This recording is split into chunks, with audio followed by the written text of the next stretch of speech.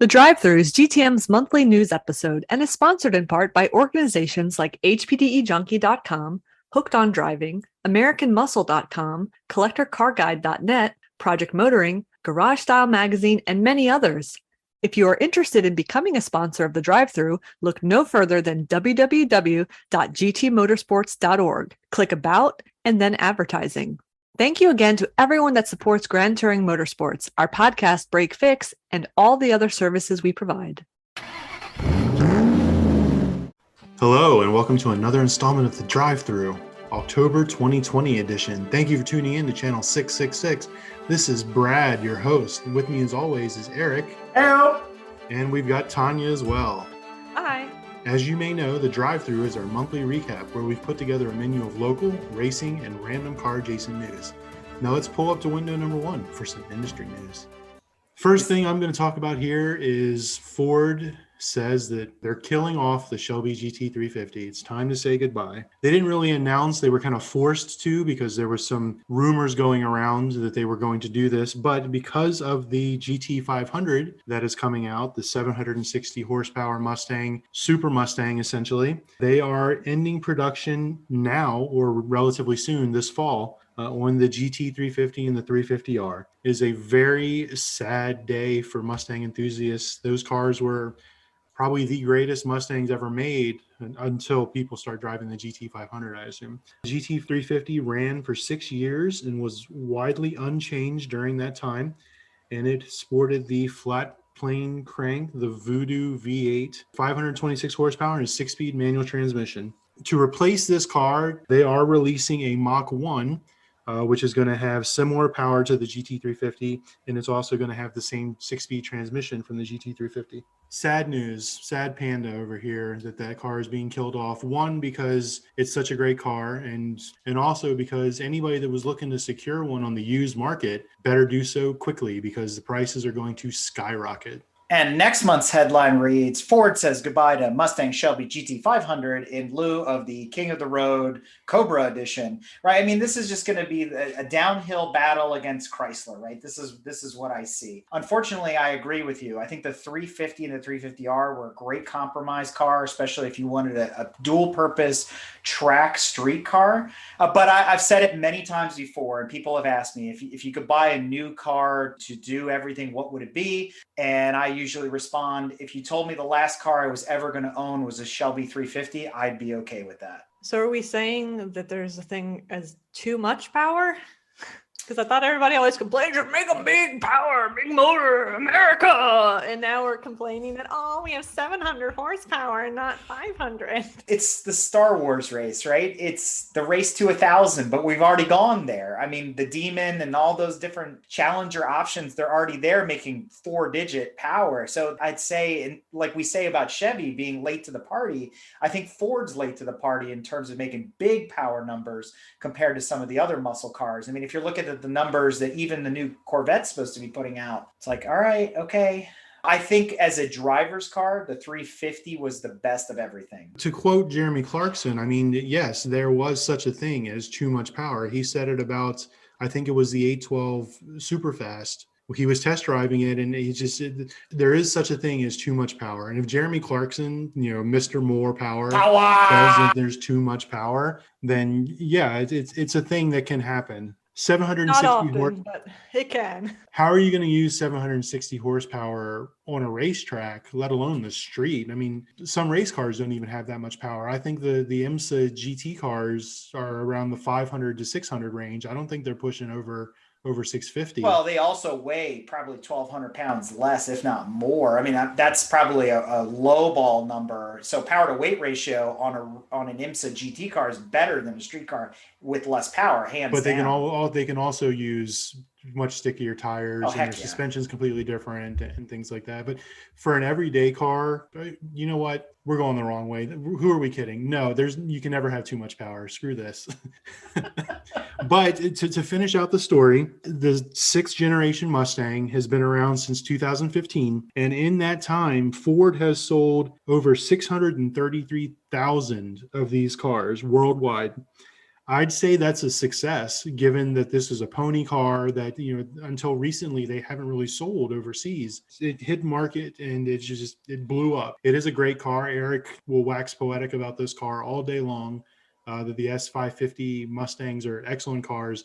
The GT350 was the best of them. So it is sad. I just hope that we don't go the way of the Ford Mustang 2. We give all the credit in the world to Iacocca and the team that developed the original Mustang, and it was a hotcake seller as well, selling, 1 million plus Mustangs of the original. But, the Mustang 2 was not so good. So let's hope that whatever comes next for the new generation of Mustangs is not a repeat of the past. So speaking of the Ferrari 812 Superfast, at some point we'll have an episode where we don't talk about rich people and how much money they have. Let me know when that is. That's not this episode. Part of the fun. Unbeknownst to me, I didn't realize that Ferrari actually, I think for about the past 10 years or something, will make you a custom Ferrari, one of a kind, if you have enough money. And so recently they have made a custom Ferrari based off the 812 Superfast. And as the news release stated, commissioned by a discerning European client. The latest offering in Ferrari's line of unique coach-built one-off models is a vibrant evocation of the values that define Ferrari in relation to GT racing, a car that is equally at ease on the road as it is hitting the apex on the track in the hands of a true gentleman driver. Now, I will say, if you Google custom Ferrari 812 Superfast, I will give it to this discerning European client that he's got some good taste, because I actually think he made it better looking, in my opinion. So kudos for him and his one-of-a-kind Ferrari. From the front, yes. Oh, I like the back better. Really? I don't know. I'm digging it. I think Ferrari also did this. There was something bouncing around Jalopnik a year or two ago. Somebody had a custom one-off made based on the 488. Very similar deal. They made a one-off. That car was stunning as well. I'm all for letting rich people do rich people things with Ferraris and make these one-offs, because I think they're all beautiful, all the ones I've seen. I just thought the title of the article was misleading, right? And from Jalopnik, the clickbait was Ferrari basically made a prettier Dodge Viper. And I'm like, it looks nothing like the Viper. I don't even know what they're talking about. And they're taking a shot at a car that isn't even being made anymore. Yeah, exactly. And the Viper has its own unique style, which you can recognize right away. All the Ferraris nowadays, in my opinion, kind of all look the same. Not to say that that wasn't the case like back in the 80s with the 3 Series Ferraris, the 308s, the 28s, the 48s, etc. They all look the same. But I don't know. At least it wasn't designed by a computer like the Senna and the Veneno and some of these other cars. Viper? No, I don't think so. Now, I haven't seen any spy photos of this alleged new Viper that's coming that they've been talking about ever since Fiat took over Chrysler, but we'll see. Looking at this car more, it looks like the wealthy businessman was looking at the 250 GTO when he was inspired by that car to make this one, because it very much has similar lines to me.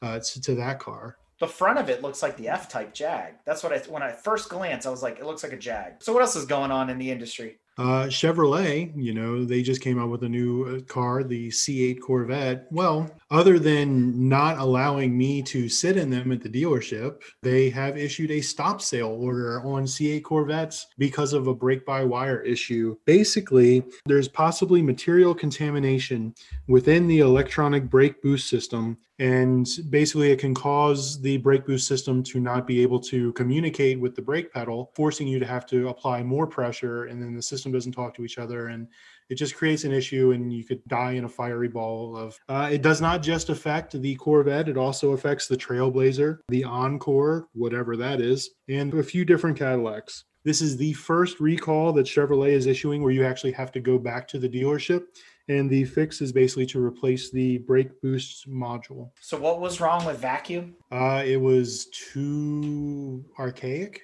It stopped the cars too fast. Oh, okay. Gotcha. It worked. That's the problem. Got it. Okay. All right. We can move on. Thanks, Chevy. Yeah. And Chevy, I've got a little tip for you. Please put one C8 in whatever dealerships are selling C8 Corvettes in the showroom. Don't have them all sold, because people actually want to come and look at a car and touch a car and see a car and sit in a car before they buy a car. Well, the problem is you got to stop licking the cars, Brad. You're doing it wrong. Brad gets hungry. So what else? Some is people going want to on? know what the car tastes like. So this next one, or next two maybe, are probably irrelevant to those of us living in the wonderful United States. But this is BMW, who is unveiling yet another front-wheel drive. Uh-oh. Hold on, stop. Don't fall out of your chair. Yes, BMW and front-wheel drive were used in the same sentence. And we're not talking about minis. Front-wheel drive. Ooh.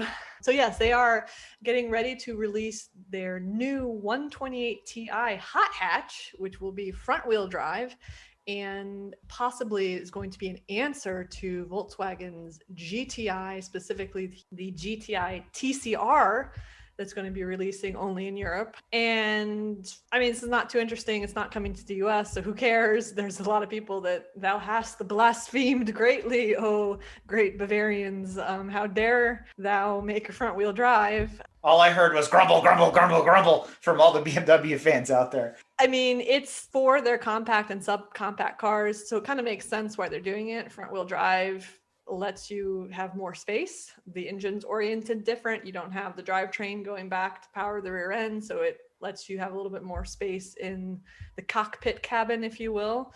So they're really doing it for those reasons, to get a little bit more space for people inside the vehicle. And, you know, some other things are, well, you know, these days in modern times, you really can't tell the difference between front wheel drive and rear wheel drive, which if you're going to trundle down the road and grab groceries as a normal person, that's probably true enough with all the nannies controlling everything. Granted, if you were actually going to drive spirited or on a track, you would still notice a difference. But again, it's not coming to the US. Who really cares? I will say, though, it's not unattractive looking. I think they still need to figure out their whole kidney grill proportions. It's not as horrific as some of the cars we have here, but it's not a heinous looking car. I think it's a pretty nice looking lowered X3. I was thinking Mini Countryman and BMW X1, which are already front wheel drive, probably a very similar platform, much like, you know, VW has the MQBs and all those different, you know, shared platforms that they have use. UKL is what it's called. Ooh. So yeah, it only makes sense. And to your point, the whole reason behind front wheel drive, or like in the old days, a Beetle or a Fiat 500 or a Hillman Imp, where the motor was in the back behind the people, was to maximize the people space. So it makes total sense. And you're right. If you've ever ridden in a BMW, as great as they are, they're very cramped. And in the old days, especially in the heyday of the, you know, the E36s and the E39s, you know, you got a 3 Series because it was the sports car, and you got the 5 Series because you wanted 3 extra inches of legroom in the back. That's all you got. And you went from one series to the next, right? So I don't know. I think in the advent of EVs, which we'll talk about here in a little bit, it also makes sense to do away with a normal front engine rear drive layout. It just doesn't make sense anymore for these new power plants. We'll see. We're not getting one over here. So BMW enthusiasts on the state side, do not panic. They continue to rejoice. Now, the next one, all of probably 0 people also care about this. However, I care about this one. You care about this one. I would be remiss not to mention news regarding the fun favorite Toyota Yaris. Who cannot love the little 3-cylinder beast that puts down 257 horsepower and 266 foot-pounds of torque? I mean, I would love to drive this little thing. Out of 3 cylinders? Yes. Wow, that's impressive. The GR Yaris makes those kind of numbers. I mean, that is insane. Is that because the turbo is the size of the block? I was wondering that myself. Details. Okay, let's not worry about. It makes 250 horsepower at 47 pounds of boost. Once. It does it once. But it's spectacular that one time. So apparently there's been some spy photos of a little Yaris running around the Nürburgring lately. And now there's all the rumor mills are going spastic about, is this the GRMN? If you don't know what that is, that's the Gazoo Racing Master of Nürburgring edition. How exciting. What does that bring? How many more horses and foot-pounds of torque will we get out of 3 cylinders? I mean, if you think about it, 100 horsepower per cylinder, That's a hell of a ratio. If they could get it up above 300 in that MN version, that would be nuts. There was nothing indicating what any of the stats or specs are on this version, or what this version exactly is going to be, but there's something coming that we will not get here once again. So speaking of big horsepower and big fun, a company you've probably never heard of until about last week, SSC, put out a car with a name that's even worse than the Touareg and some of these other ones that have come out in the past. They have the Tuatara, and I'm hoping I pronounced that correctly. And if I'm wrong, I'm sorry, but come up with something better. I shall drop knowledge now, and it is pronounced Tuatara. Sure. And I think I like Eric's pronunciation of the Tuatara. they are reptiles from New Zealand, and it means peaks on the back. And now that I look at the car, I totally get the name. There you have it, folks. That is the most interesting part of that entire article. Thank you, James May. It is now being touted as the fastest car in the world with an incredible top speed of 331 miles an hour. It looks like every other super hyper car that exists. So in terms of fashion and style, it's pretty cookie cutter. But here's the one thing I take issue with this car is that, yes, it just set the Guinness World Record for fastest car in the world. However, I want to put a big asterisk there because the car that still holds the fastest production car top speed in the world is still the Bugatti Veyron, or the Chiron, I guess, in this case, because the SSC is still considered a boutique manufacturer, and they are slated with a 2B, and that's future production run of only 171 bespoke cars, which means there's got to be 171 people signing up for their special edition limited production SSC. So I know I'm splitting hairs here. It is technically the fastest car in the world, but I don't know. I still tip my hat to Bugatti. I think what's sad is that all the owners of these cars, they will never reach 5 miles per hour because they are going to be put on a cart and dragged around their garage. They're never going to run. They'll have like 2 miles on them. And it's basically just to get it off the truck that delivers it and into the temperature controlled garage where they will stay until they are flipped in about 3 or 4 years for whatever the new hotness is. So switching to even more exciting news, we are set to see ink dry on paper very soon. The European Union has said they are going to approve a $38 billion, and that's with a B, merger to create the world's fourth largest automaker by finalizing the merger between Fiat Chrysler and Peugeot. Once that's all said and done here, hopefully in the next couple of months or so, we will finally see the birth of Stellantis, yet another terrible name to follow terrible names we've already mentioned on this episode.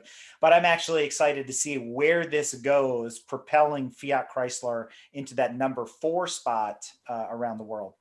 Please ask your doctor about Stellantis and if it's right for you. Some side effects may include owning an Italian car. Fun question, since Peugeot, and we'll get no cars over here probably, but hypothetically in a different world, what Peugeot, past, present, or future, would you want to see in the US? 206 GTI from like the Gran Turismo days. The 205 T16 is the rally car. That's what I would go after, the slightly older one. But I'm going to mention one here in a little bit when we talk about retro cars. I'm actually a big fan of the Peugeot RCZ, and I'll explain that in a little bit. If anyone's asking, I would have gone with the 205 Turbo or a 208. Well, speaking of retro cars, we found, by way of Jalopnik, the missing link between the last of the 300Zs and the more modern 350Z Nissans. And it appears that there was a 2-door prototype that's a combination of the 280ZX, some look and feel of the 300ZX, and some pieces borrowed over from the Silvia. We placed the link for this on the show notes so you can check it out yourself. Maybe leave some comments. Tell us what you think. Personally, I think it looks just like the Maserati 4200 GT that came out in the early 2000s. I agree with that. At first glance, I actually thought it was Italian, or maybe the rebirth of an Alpine. I can see that. Because at that time, well, this would have been in the 90s, so Renault still hadn't had its influence yet, but it definitely has some of those European cues to it. I'm confused when I look at it, quite honestly. I don't know what I'm looking at. And I just stare at it. Good or looking. bad. I haven't decided yet. I just stare at it. And that's the beauty of prototypes, right? Is you kind of stare at them longingly, wondering, should I or shouldn't I? They decided they shouldn't. Absolutely. And it's probably okay, honestly. Yeah. So moving on from that, and speaking of the French, I came across an article from Grassroots Motorsports where they did a review on the Peugeot RCZ, which I mentioned a couple minutes ago. And it was Peugeot's answer to the Audi TT. So if you look at it closely, it carries some of the same design cues. It's based on the 308, the slightly larger hatchback, and it showed up in 2007. Audi was already working on the second generation TT at that point. So this kind of picked up where the Mark I TT left off. Personally, it's odd, it's quirky, but I like it. I've seen him in person. If I was living in Europe, it wouldn't be my first choice. I've actually never seen this car before, and I think it looks pretty slick. It totally looks like a TT, like a TT kind of competitor. I think it's kind of cool. But here's the impressive part. Here's what gets me. Granted, it's front wheel drive, so everybody just discounted it immediately, and all the BMW people turned us off 10 minutes ago. It's got a 1.6 liter turbo 4-cylinder, and depending on the model year, we're talking 266 horsepower and 243 foot-pounds of torque out of a 1.6. Now, what most people don't realize is that 1.6 liter turbo is what eventually ended up in the Mini Coopers. So that's a strong bottom end. It's been used in a lot of cars, to include the SRT4 Neon and a bunch of other vehicles that use that same Peugeot 308 bottom end. It was also available as a diesel with up to about 160 horsepower and 251 pound-feet of torque. But that gas motor, those are really, really good numbers. And those are still the kind of numbers we're seeing out of BMW and out of Mini today on their smaller 4-cylinders. So as much as you can kind of take it or leave this car, I think it ushered in and it opened the door for these other companies to take advantage at least of this power plant and use it for cars that a lot of us do like. Hats off to Peugeot on that one. Sadly, I don't think I fit. I stopped listening when you mentioned it needed one extra cylinder to get all that power. Nice. Just kidding. The Yaris Gazoo Racing, has something to say about that. I want to know what it does at the Nürburgring. So many of you guys might not have ever heard of the BAT, also known as the Batmobiles. And they're a set of Alfa Romeo concept cars, and they've been hidden away for many, many years now in a private collection. And they're actually up for auction. And the price tag is somewhere north of $20 million for all three cars. But a little bit of back history, if you're not an Alfa Romeo enthusiast like I am, the BAT, which stands for Berlinetta Aerodinamica Tecnica, which were prototypes designed to better understand the flow of air over a vehicle. So they're very streamlined, they're very futuristic looking, they're very much like the Batmobile from the 1960s Batman, but they were built in 1953 through 1955, and they're known as the Bat 5, the 7, and the 9. And that's why there's three, because they're actually three different models, although they look very close, and they get slightly larger as every year went by. There's a lot of information on these cars in the article from CNN that we posted. You can also do a lot of research on them on the web, especially there's a really good article on Wikipedia. But I also found out that there was a Bat 11, which was designed nearly 50 years later to commemorate the original three Bat cars, and it was built in 2008. And there was only one of that as well. So in total, there are only 4 Bat prototypes ever built, and the original 3 are up for sale. So if you got an extra 20 mil laying around, these would be really cool to add to your collection. So head on over to your local Barrett-Jackson, right? I would like to start the bidding at $50. Yes, 50 and 1. Do I hear 50 and 2? And you might look at them and go, wow, they're unattractive. But guess what, folks? They're not the ugliest vehicles ever. This is true, and we'll talk about that on another episode. But I got to hand it to Alfa, because the coefficient of drag on those Bat cars is extremely low for that time period. It's unlike anything else at that time. So good for them. Again, Alfa pushing the boundaries of Italian design and engineering. So we talk about this all the time, not on the show, but just in general, talking about cars and car design. We've got a couple members that say, that car design kind of died with like the whole aerodynamics revolution and trying to get the most efficient vehicles and form following function and things like that. And I think they're quite stunning, actually. There's a lot of artisticness in the design of these vehicles. And if they were aerodynamic at the time, I mean, this just proves that theory is wrong. All cars do not have to look the same to be slippery. So I don't know why car design changed, over the years to where everything has to look the same. In an attempt to continue our thought here on what's old is new again, I think we're going to segue right into a can of Jolt Cola.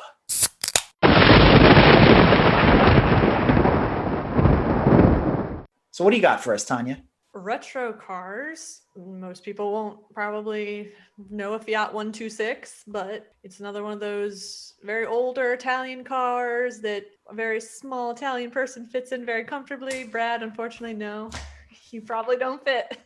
But somebody decided to reimagine what a modern electric 126 would look like. And if you Google Fiat 126 electric, you'll see pictures of it. And I think this is a very good looking retro redesign. It's very reminiscent of the original, but it looks better. It's got the whole electrification, so it's yay for that piece, but it's cool looking. I've seen some comments, oh, it just looks like the Honda E. No, actually, if you Google Honda E, which is their little electric that's coming out, this thing looks way better than the Honda E. Yes, they're similar in that they're both small little boxy cars, but it's kind of where it ends. I wish they'd make it, put it alongside the 500E that's soon to debut, and please put it right there with the retro Panda electric.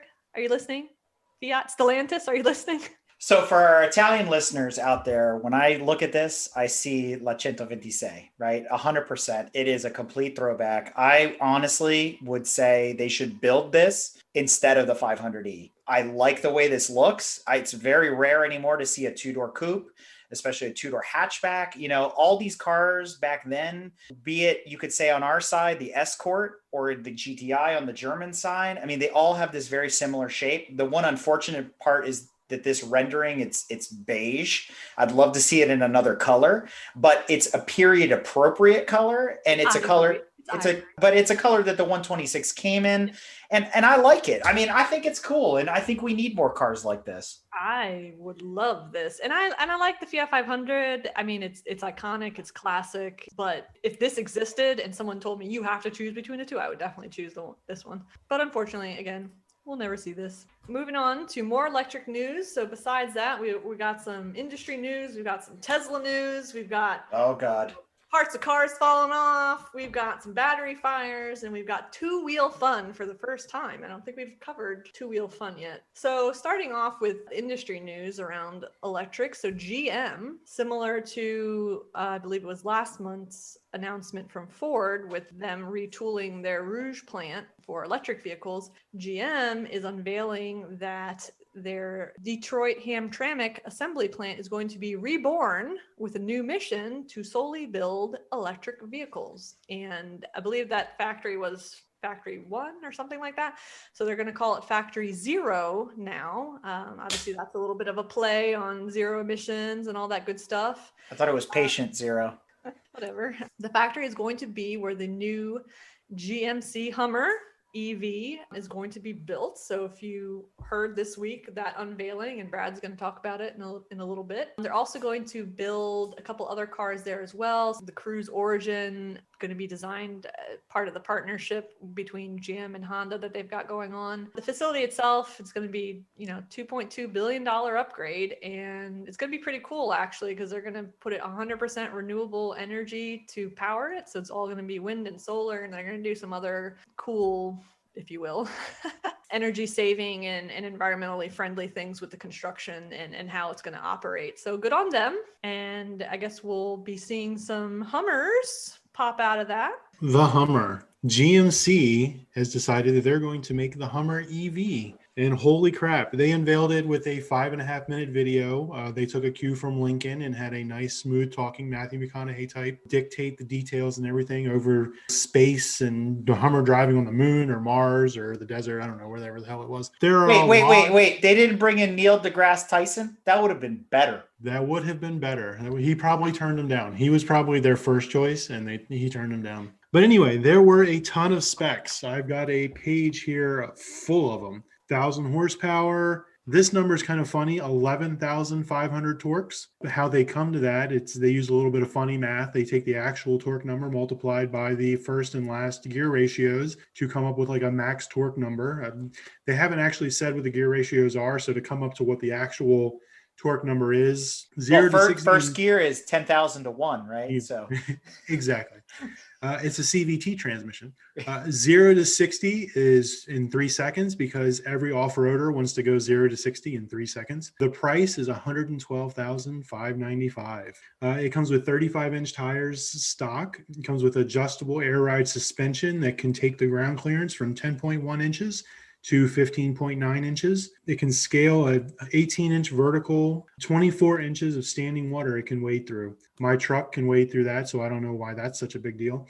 But in comparison to the new Sasquatch Bronco, which is the top of the line, like most off-road capable Bronco, that has a ground clearance of 11.6 inches. And so this... Wait. The Sasquatch Bronco, like, is that for real? Like, are we going to have the Bigfoot 150? Is that next? Because I'm so ready for that. The Bigfoot 150 exists. You just can't find it. Okay. It's never been spotted. It's got 4-wheel steering. It also has a mode called crab mode, which means all 4 wheels turn the exact same direction. And you can essentially just... Wait, what? That means they all go forward, right? No, you can turn that. You can turn the wheel, and all 4 wheels turn to a certain degree. Yeah, like a crab walks. Yeah, that's what I said. Crab mode, crab crawl. Can I get a vanity plate for mine that says Crab Man? Sure. This can go wrong very quickly. Let's get off the crab thing.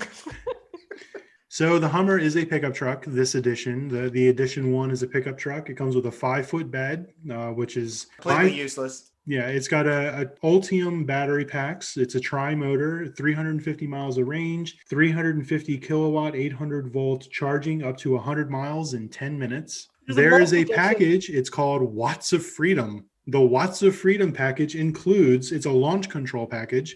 It primes the motor for max power. It lowers the ride height. It rumbles the seats. And it pumps in artificial noise through the speakers. You know, my Jeep does that when I stand on the brake pedal and the accelerator at the same time. My first initial instinct or initial opinion of this when I first saw it, other than the fact that, holy crap, it's going to be super expensive and I'll never own one or never want to, that it looks just like the Rivian R1T, the other electric truck that's coming out. It looks almost identical to me. Also, it's wider than an F-150 Raptor, which is saying a lot because those trucks are ginormous. I mean, a Hummer to me has always been something that someone with a lot of money is going to buy. I mean, because they're so not useful. I mean, they get 4 miles to the gallon, right? The ICE versions. And then my understanding is a normal small svelte person barely fits inside one. They're cramped as all get out. And because all the drivetrain is tucked up into the cabin for ground clearance. So you can only fit 4 adults, not well. I get it for the military use and all that, and they're extremely rugged and blah, blah, blah. Okay, that's a particular use case, but to go down to your local grocery, I mean... Yeah, but the mil-spec Humvee is not the same as your GM-produced Hummer, although they look the same. Yeah. I understand that. So I'm just saying, because people, boo, Hummer, I'm like, yes, there's Hummer of military, and then there's the Hummer of everyday. And if people think they're getting the military version, they're sadly mistaken. In the Hummer that the pedestrian gets. If you want a GTM top tip, go pick up at a military auction a decommissioned Humvee and stay away from the consumer oriented Hummer H1s that came out, because the Humvee is going to be significantly cheaper and it's going to be a better vehicle for you. And it's going to be a diesel. And if you want to do some serious off-roading, that thing can take a beating and a half. I just want to know in this ludicrous mode that it has with 11,500 foot-pounds of torque, what tire they're going to put on this thing when I want to launch from a stoplight that won't basically Chernobyl the minute the launch control disengages. Duratrax. Oh, is that where? Oh, okay. 900 treadwear.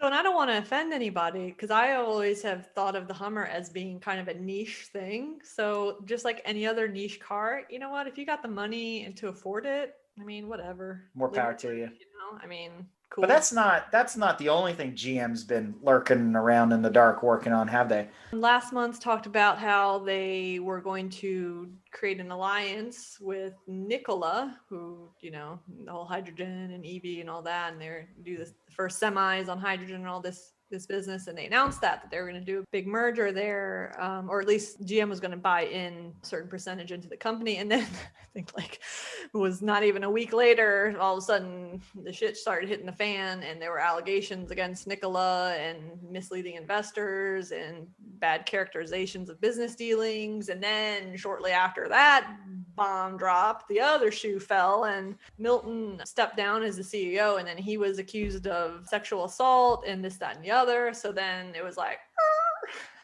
first thought was, uh-oh, what's going to happen now with this GM Nikola partnership? And so it looks like they're still sort of talking, and it's likely to still happen, that there's going to be some dealings going on. And they've got till December 3rd to reach an agreement on this $2 billion deal that's going down. There's really not much else to say on it. There hasn't been any other reporting other than GM hasn't fully walked away. They're still having conversations. Maybe it's still a good deal for them. I don't know.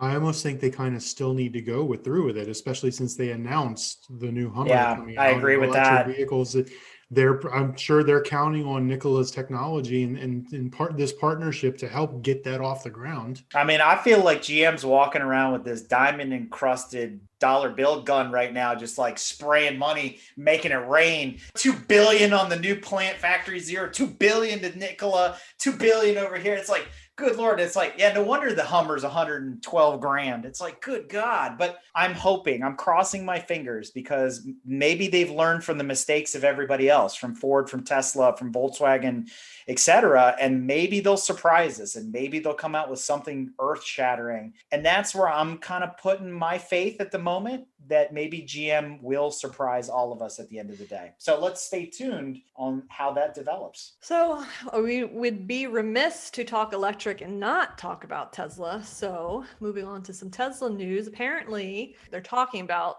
building a more affordable electric vehicle that would be priced about $25,000. Wait. Are they able to lower the price because they've decided to get their parts from Ace Hardware instead of Home Depot? They're getting military discounts at Lowe's. Senior citizen AARP discounts. Yeah. There's not a lot of information, and to the extent that even the journalist who's reporting on this kind of personally dubbed the car as the Tesla Model 2.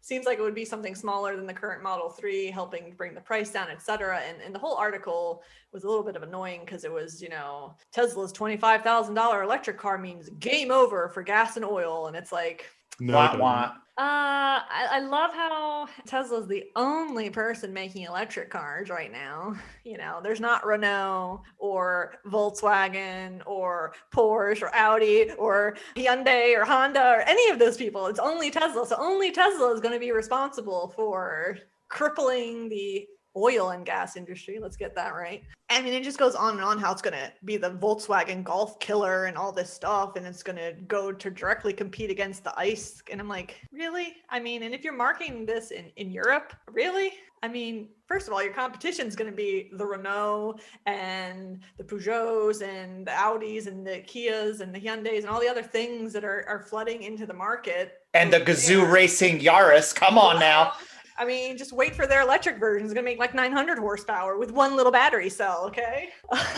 But it's like, I don't know. The whole article is slightly obnoxious. Yes, and great. Make a more affordable electric vehicle. Wonderful.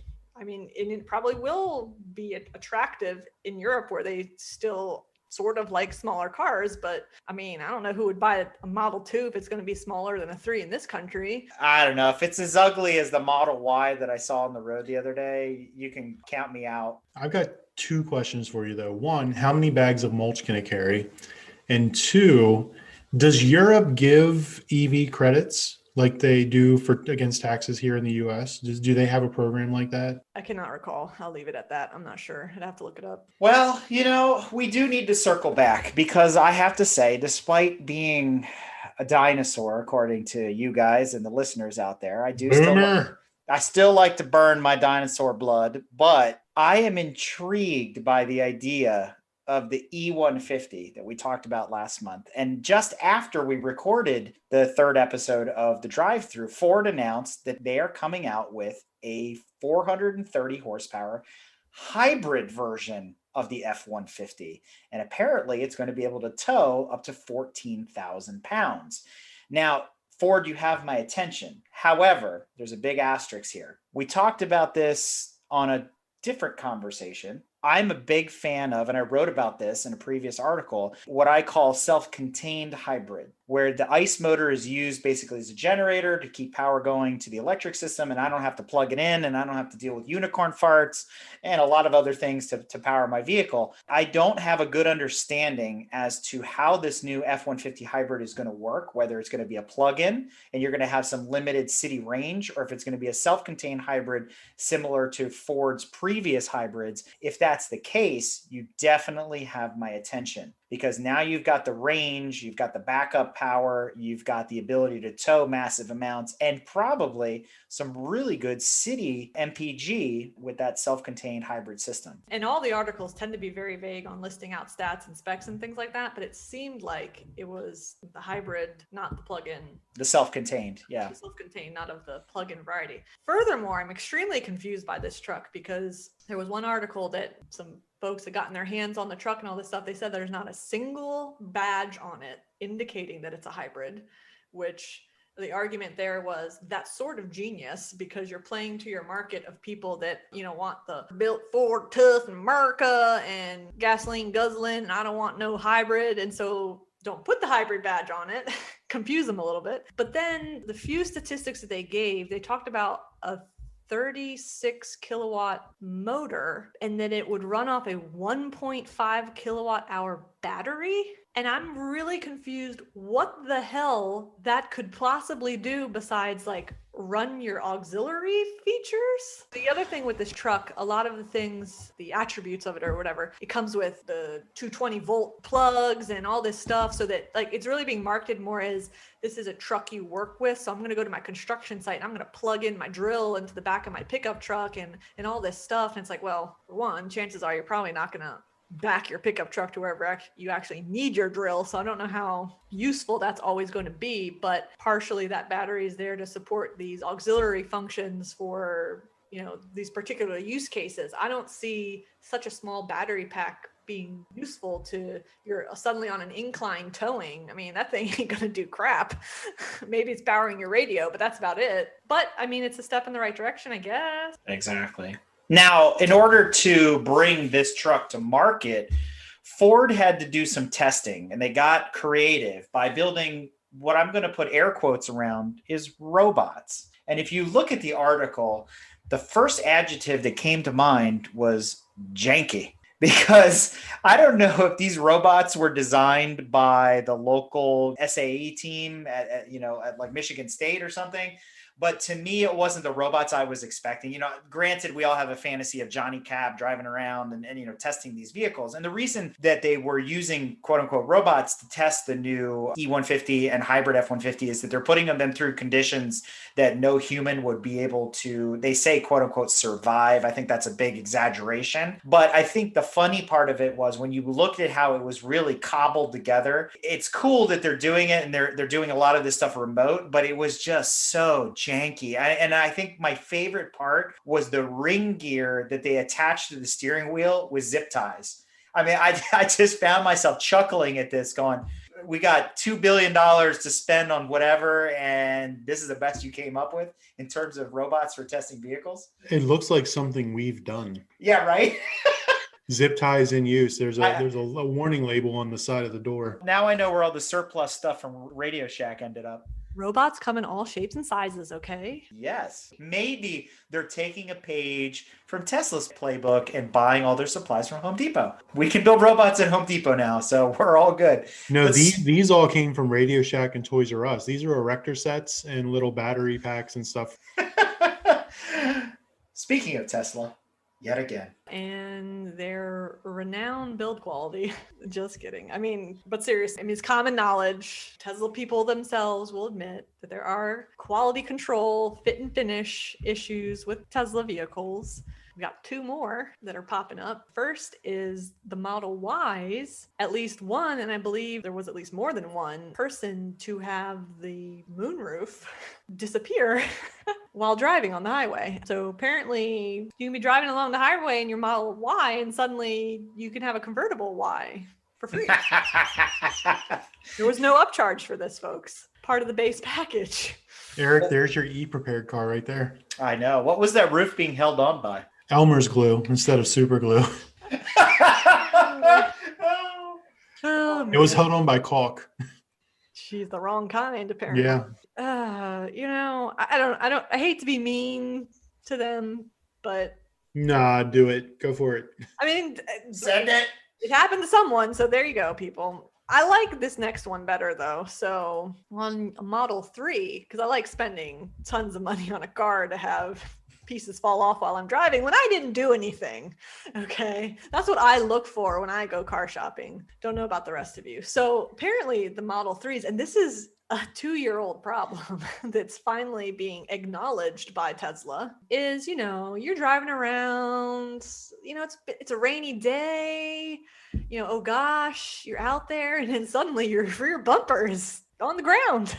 And you wonder, making my bumper fall off because of rain, the damn thing's melting off? No. From what I can gather, based on pictures and everything, is basically the whole rear bumper is one bumper fascia plus skid plate all built in. So apparently what's happening is road debris, sand, dirt, mud, water, because it's raining, because this only seems to happen when there's puddles and things like that, collects in the skid plate. And then eventually the weight is too much to bear and the bumper falls off the car. I think they're going about this wrong. I think they meant to advertise it as a hydrogen electric car, and that's just a water collector. Oh, that collects the water, and then there's a Yes. little conversion. And then they have Home Depot parts in the trunk that convert it and then use They the hydrogen. separate the hydrogen and the oxygen. No. You don't understand. It is a water collector for the evaporative cooling system so that you can cool the batteries down by spraying water on them. And as it evaporates off, it dissipates all that heat. We use it for intercoolers.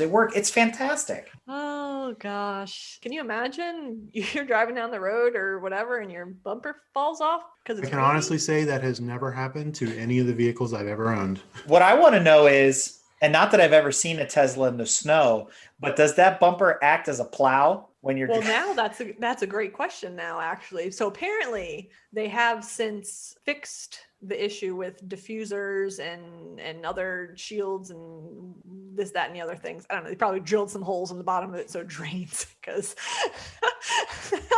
I mean, that would be more on par with the type of fixes that normally get reported on. At any rate, hopefully this doesn't happen in the future. The snow one's probably a really good question. I don't know. But watch out if you've got a Model 3 or a Model Y. So moving on from Tesla, again, apologies not to bash on them too hard, but you know, sometimes when you make it easy. So there was another article from friends at Clean Technica. They report on all EV stuff and things of that nature. They had a headline, "Battery fires may slow the EV revolution." And I find their title a bit harsh. Particularly, they're pointing the finger right now at Ford and GM and Hyundai, who are all seeing issues with batteries and batteries overheating and then catching fire. You forgot a company to add to that list. Samsung had an issue with that too.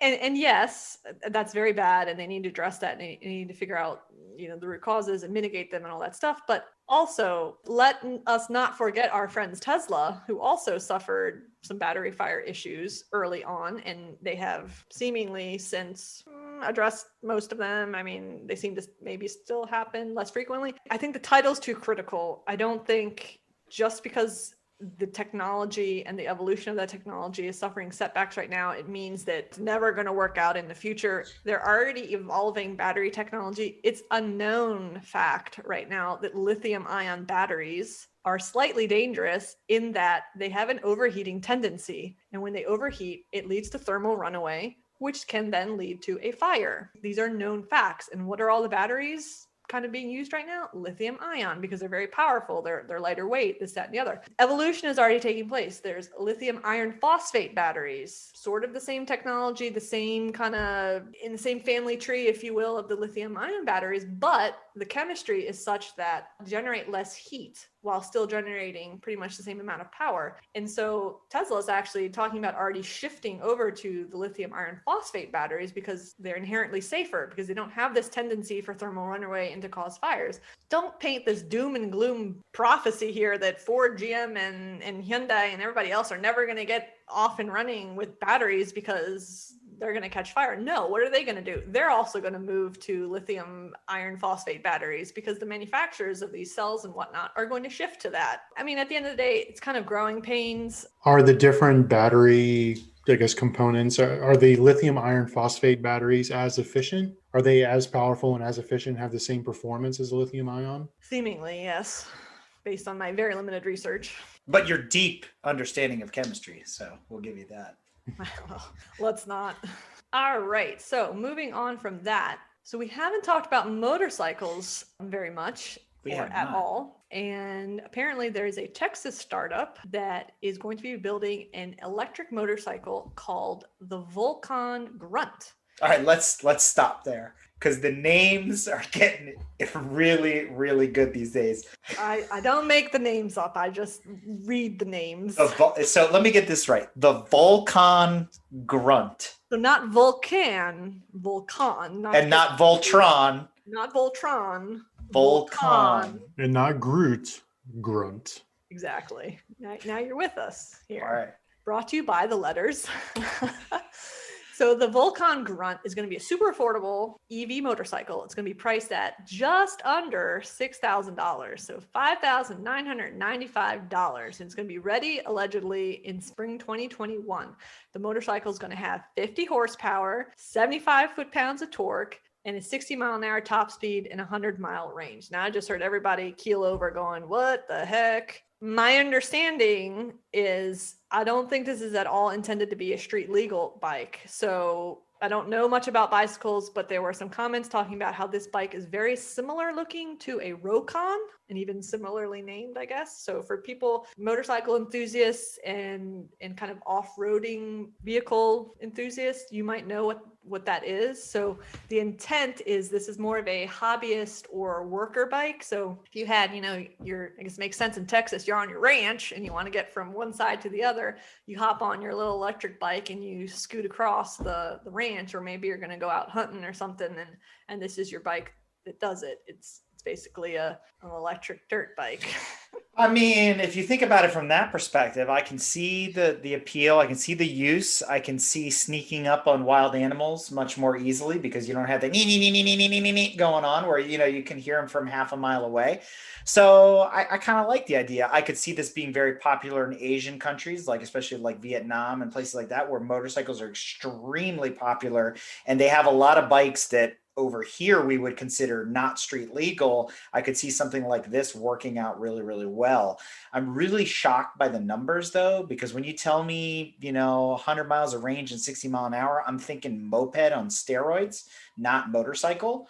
So, I mean, neither here nor there, but, I'm still holding out for the Tron light cycles. So when those become available, please sign me up. And apparently this company too, they're going to be doing electric ATVs. So they're very focused on this off-roading hobbyist, not street legal, running down the highway. So if you're in the market for anything, look out for the Volcon Grunt. At your local Grunt dealer, head on down. Also staying with the motorcycle theme, so I don't know if anyone's aware, the actor Ewan McGregor of various fames, most notably, I guess, Obi-Wan Kenobi from Star Wars, he embarked on a 9,000-mile electric motorcycle ride starting from basically the southernmost tip of Argentina all the way up through South America, ending in Los Angeles. And he did this with a buddy of his, and he was on a Harley Davidson Livewire, which is Harley Davidson's electric bike. We were poo-pooing just a second ago, very lightly poo-pooing on the 100-mile range of the Volcon. Well, the Harley Davidson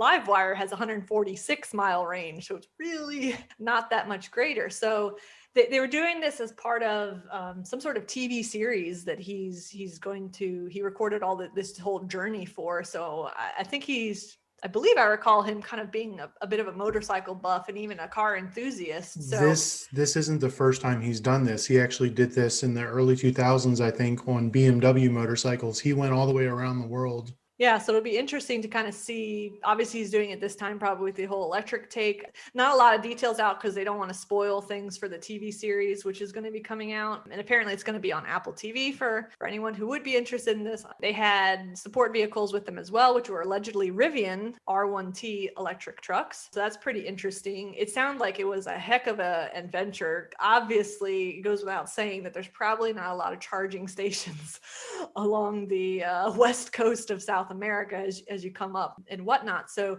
there were a couple mentions about how they had to rely on the kindness of strangers, literally stopping at strangers' doors and asking to plug into their, electric outlets, and then causing blackouts and stuff as they blew fuses in the fuse panel. So I bet it's probably going to be a pretty interesting TV series, but nonetheless, they did travel that whole distance on electric motorcycles. It reminds me of the days of sailing ships. You needed to cross the Atlantic. It took 6 months. Now we can do it in 2 days, or whatever. Yeah, I mean, he did do this in 3 months apparently. So, and I don't think that was nonstop driving. I believe they stopped in different locations, probably tried to get culture and see different sites and whatnot. Granted, obviously wait, several hours to recharge. It's a really cool idea, but I think in some ways it adds fuel to that fire about electric and range and all that, which we won't get into in this particular episode. But, I think it's interesting. I commend him for doing this. And then, as Brad said, he did this about 10 plus years ago. I actually didn't realize until Tanya shared this article that Harley was building an electric motorcycle. I mean, we have many people in GTM that are into motorcycles. I'm not one of them. So I thought this was actually really interesting. And I'm looking forward to seeing, maybe what Harley does next. Maybe if they could double that mileage, get it close to 300, you've got something. I think the Livewire is kind of cool. It's been out for a little while, but it's way too expensive. Just like any Harley Davidson motorcycle, they just cost way too much money. Yeah, and it kind of reminded me a little bit of a Sportster. I mean, it's not like everybody's regular Harley where, you saddlebags and the whole kind of thing. He needed something for those off-road conditions. So I like the fact that it was a little bit more racy, but I couldn't see your average Harley buyer going out and getting that because it's not the type of market that we have here. Now, I'm probably doing a gross generalization, but the Harleys that I see out our way, most of them are the larger, cruiser bikes rather than something like a Sportster. Harley's trying to get away from their previous market because they're going under.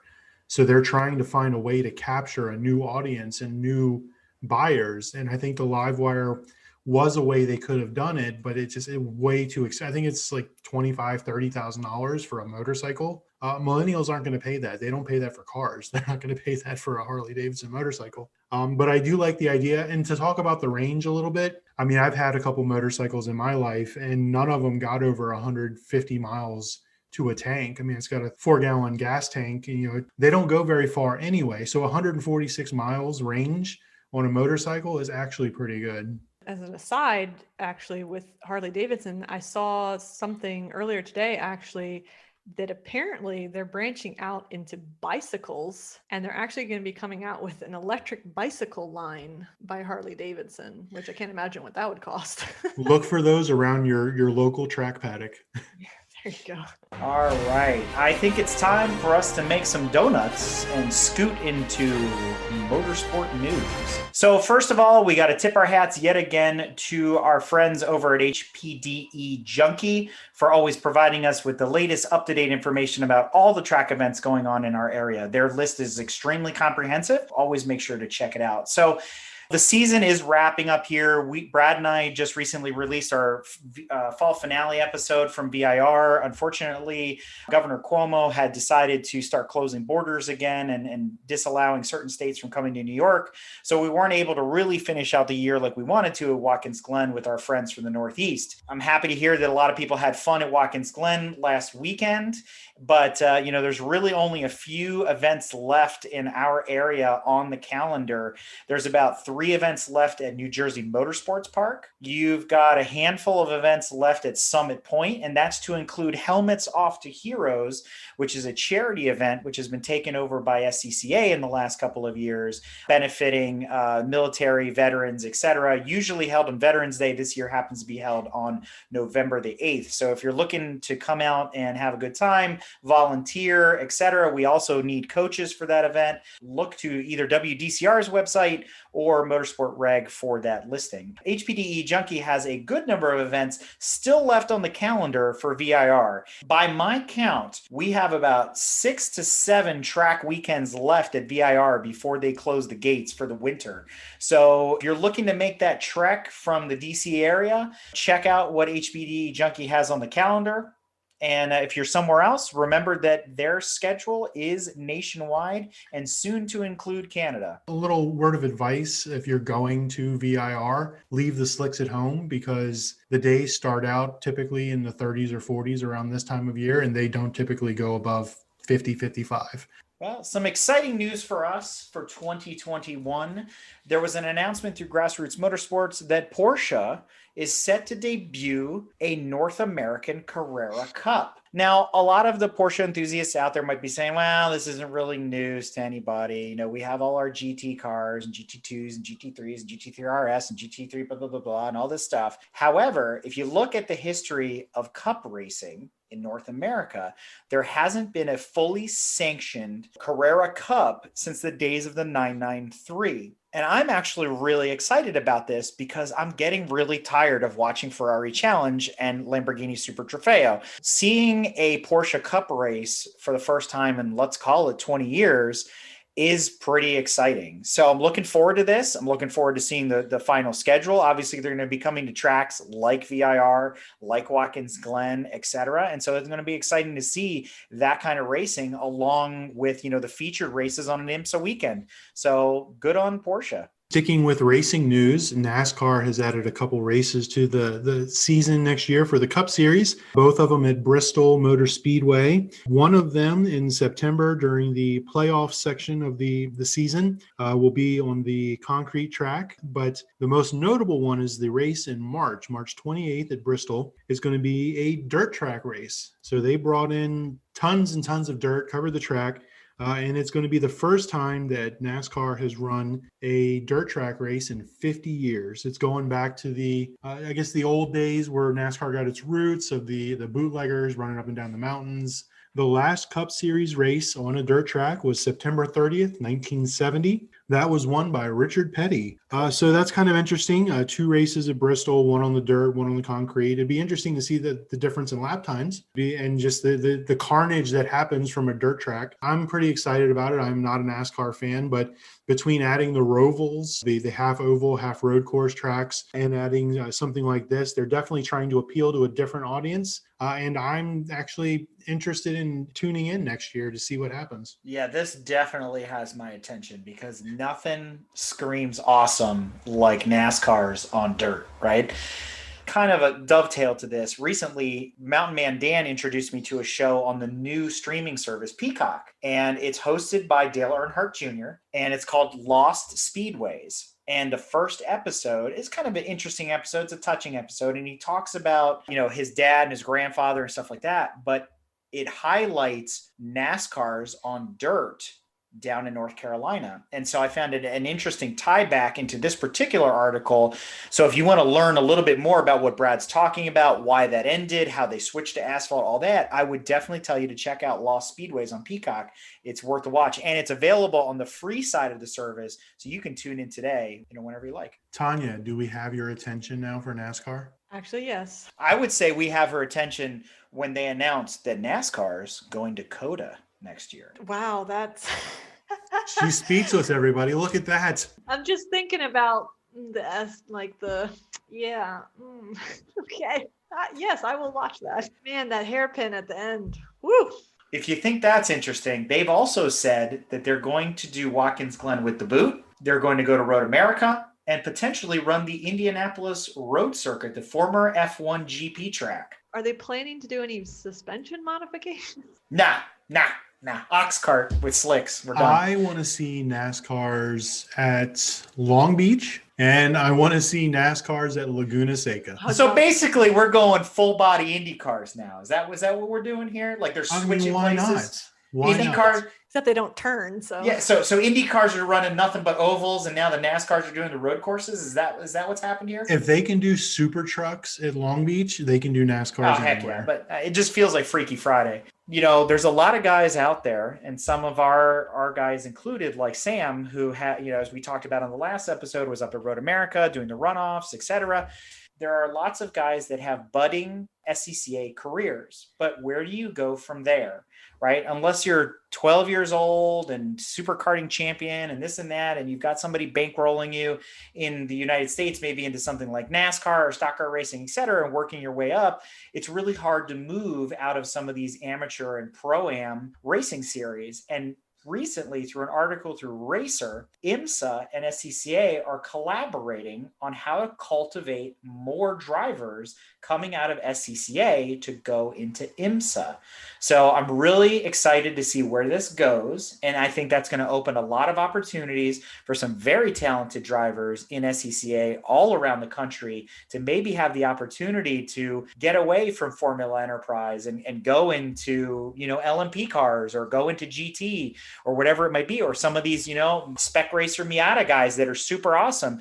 They get the chance to, drive in GTE or whatever it might be. So I'm really excited to see where this goes. And hopefully maybe we get some more American drivers into these international series, which has been very difficult to do. I mean, I don't know all the facts like the guys from the International Motor Racing Research Center do about who won what and when. We'll talk about them more in a minute. But I have a feeling like the last American that ran and won on the big stage was like Mario Andretti. We're talking like 40 years ago. And so again, it'll be really cool to see where this goes. Now, sticking with racing, Chevrolet has logged 80,000 miles using 3D printed parts. Now, before you get all crazy, they weren't using like 3D printed pistons or any cylinder heads or anything like that. It's more of like the stuff you would expect, like the one piece items that you would expect. But they use them in all their race cars, in the C8R that runs in IMSA, in their Indy cars, the Silverado race trucks, and the NASCAR Camaro that they've been using. I think that's kind of cool. I know 3D printing right now is expensive, but as the technology, advances and it becomes more, I guess, readily available and more people are able to do it, it means you can print new parts trackside if you've got the materials. It's very interesting to me. I think it's kind of cool. And in Formula One news, if some of you who may have been under a rock did not hear, Lewis Hamilton both caught and surpassed Michael Schumacher for most F1 wins in history. He recorded his 91st win at the Eifel Grand Prix about a week ago. After that, Mick Schumacher, who's Michael's son, gifted him the Schumacher's helmet from the final 2012 season. And then this past weekend, he got the 92nd win, and now he sits alone at the top. Eric, wake up. Oh, man. Yeah. Were you talking about Formula One again? Holy cow. But, it's an interesting question because Lewis Hamilton is still fairly young, and he's still extremely dominant in that Mercedes car. Who cares? Who cares? I'm so tired of it. I watch Formula One. I think it's interesting. It is so boring. Oh, my God. It's like a book report when I was in school. You watch the beginning, you watch the end. Whatever happened in the middle is completely irrelevant. It is so boring. You're not going to watch the third Italian Grand Prix this weekend because they're at Imola this weekend. I could care They've already less. done Mugello and Monza. Could care less, dude. There's so much more interesting racing on TV right now. Between IndyCar, TCR Racing, IMSA, WRC. I mean, Formula One is kind of just played out. I mean, that's my personal opinion. I know there's a lot of F1 fans out there. I stopped after Schumacher retired, and ever since then, I feel like I'm just watching WWE. right? It's so much drama, so much BS. It's all super political. I don't know. Carry on. That's all I'm going to say. Why don't you tell us how you really feel? I'll go back to sleep. What's funny is that you mentioned that you were watching it back when Schumacher was dominant. How is this any different? It's like it's still the same kind of racing. It's not really different. It's because back then they were still driving the cars. They were still mixed engines. They were still mixed technologies. There was still a lot of advancement. Now the cars are all the same. Other than the liveries, they literally all look the same to me. There really is no characteristic differences.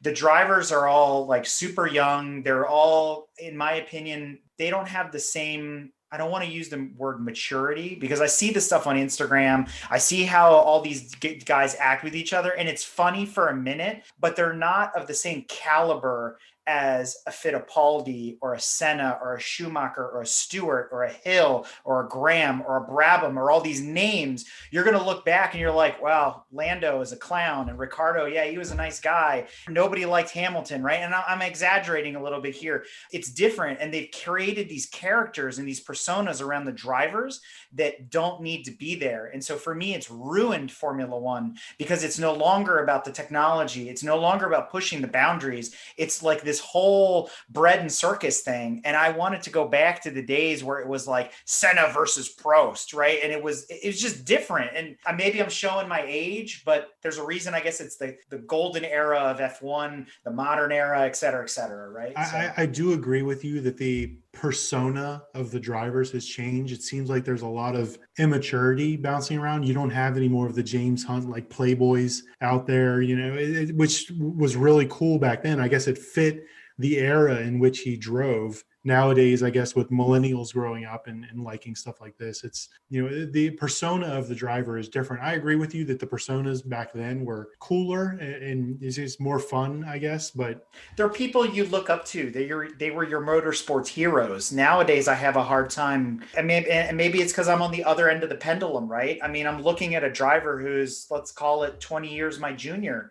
How do you look up to them? You know what I mean? I guess maybe my kids will look up to them as a hero. I don't know. For me, it's just hard to relate anymore. I totally, I can see that. And I understand your point. So anyway, we'll move on from Formula One on a whole different plane of racing. The true pioneers, the true batshit crazies, the motorcycle racers, in a class of their own. So I came across an article that was mentioning Valentino Rossi, and my dad used to watch all the Superbike, the MotoGP, all the different racing classes. And, this was back in the day when we had VCR and we had TVs where you had to leave the TV on to be able to record on the VCR, right? And so countless, whether it was F1 at, back then or motorcycle races or IMSA or whatever, there was always something being recorded on the TV. And, I'm trying to study on a weekend and there goes Valentino. So I happened to actually catch a lot of motorcycle races long time ago, and even F1 races for that matter. Don't really watch any anymore. So anyway, I always like to kind of follow and see what Mr. Valentino's doing, because he's pretty much considered the greatest of all time in motorcycle racing. He's still active. He's, I think, 40 or 41 years old. So he's getting up there compared to the younger crowd that's coming in now. He's a 9-time world champion. For people who don't know who he is, 7 of those championships are in the premier class, which is considered MotoGP.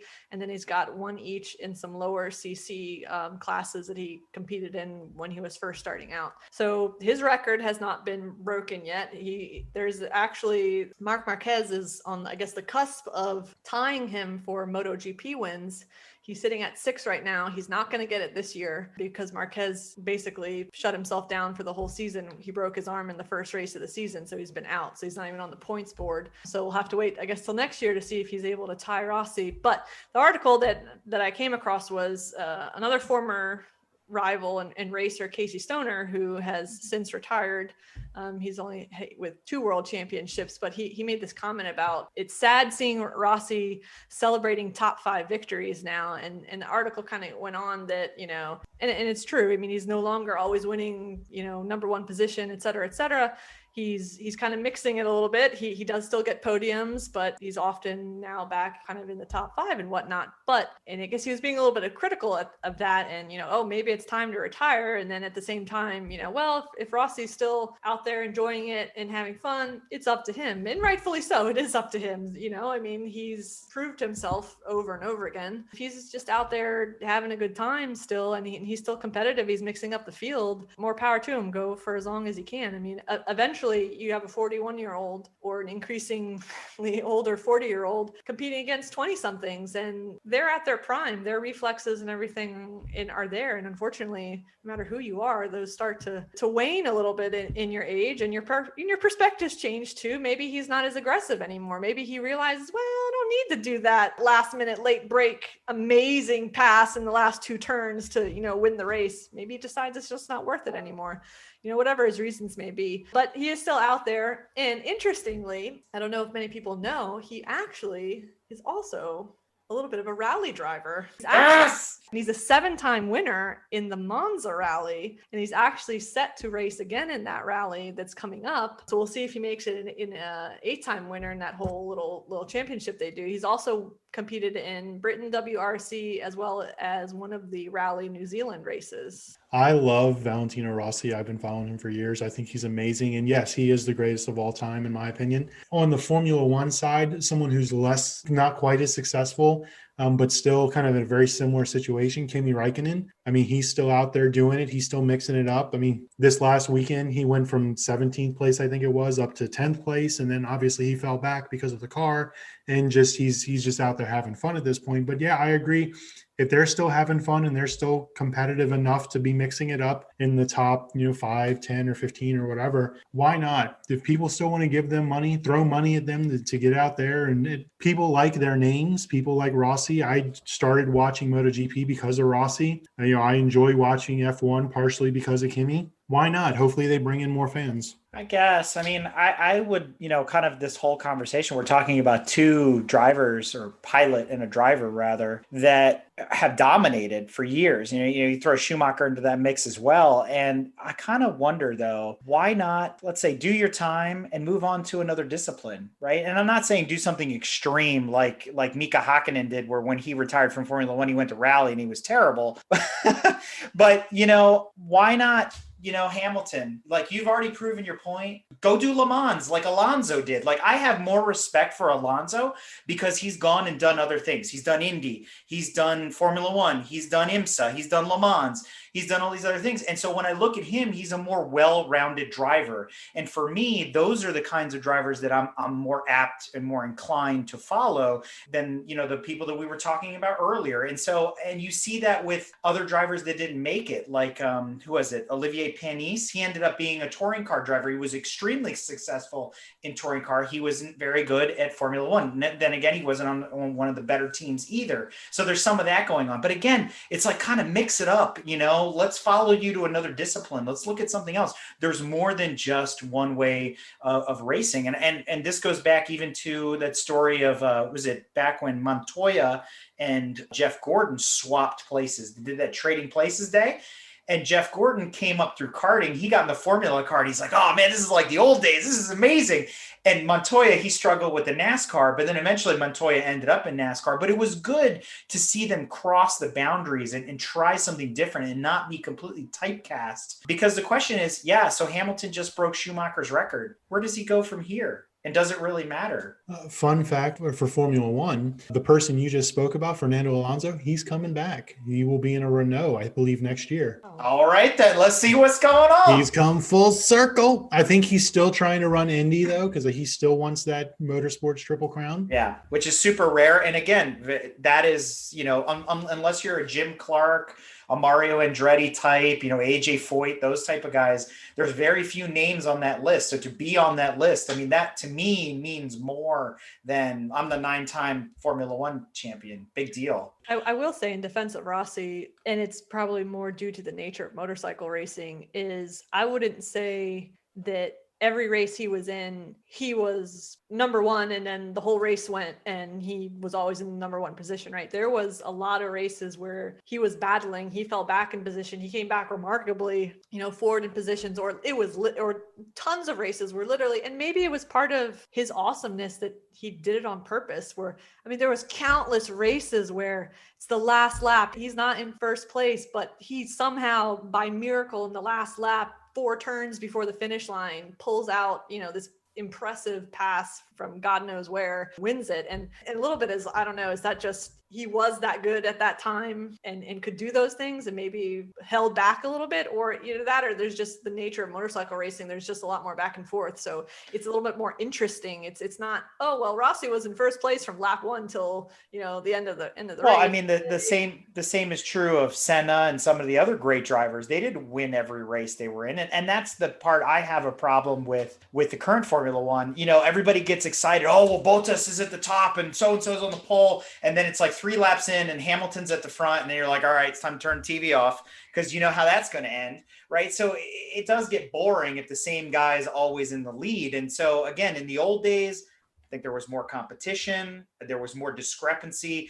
there's more uniqueness between the cars, they weren't just cookie cutter, and that led to better competition. And I'd like to see that return in many of the sports. And to your point of drivers doing other disciplines, Jimmy Johnson from NASCAR will be running an IndyCar next year.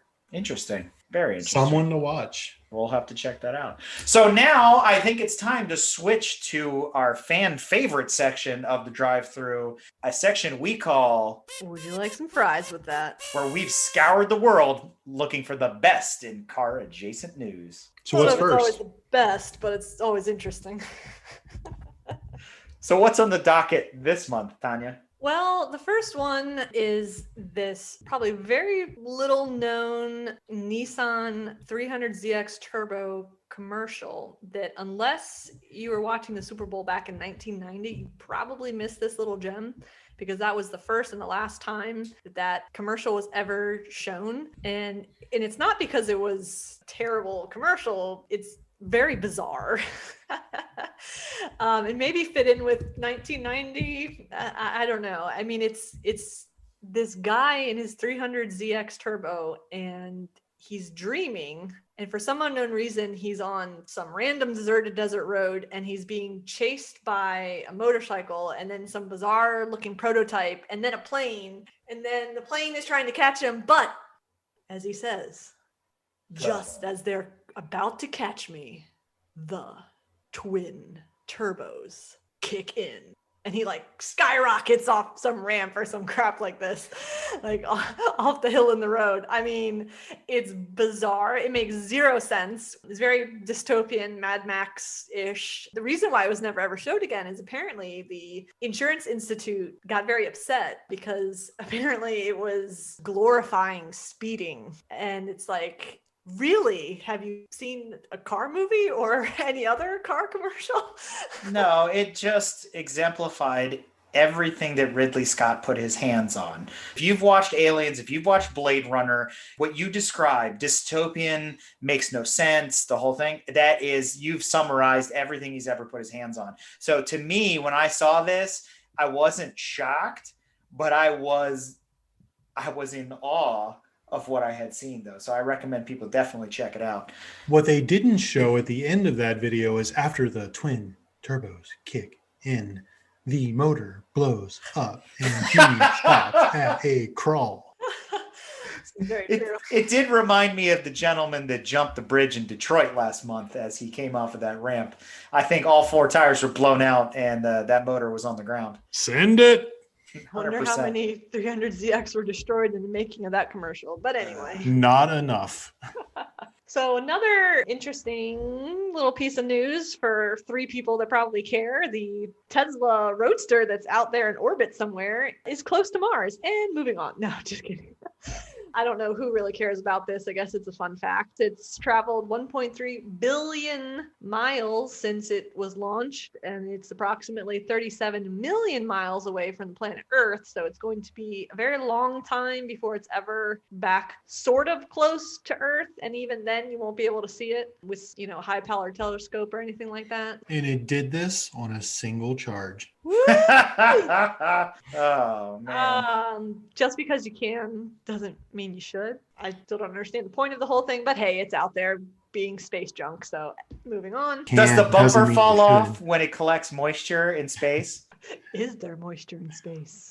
Dun dun dun. And sticking with the theme, just because you can doesn't mean you should. We've got a public service announcement for you and anyone that goes to a car festival or a car show or a hot rod weekend at the beach, like H2O in Ocean City. Don't be like this Dumfries, Virginia driver and shut down the Bay Bridge so you can do burnouts and donuts and all kinds of illegal activity in the middle of the day, for the gram.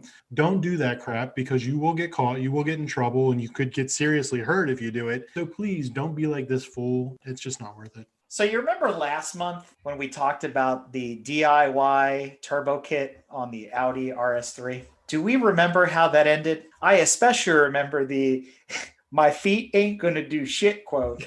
I think Johnny Cash wrote a song about it, right? Going Yeah. down, burning blaze of fire. Exactly.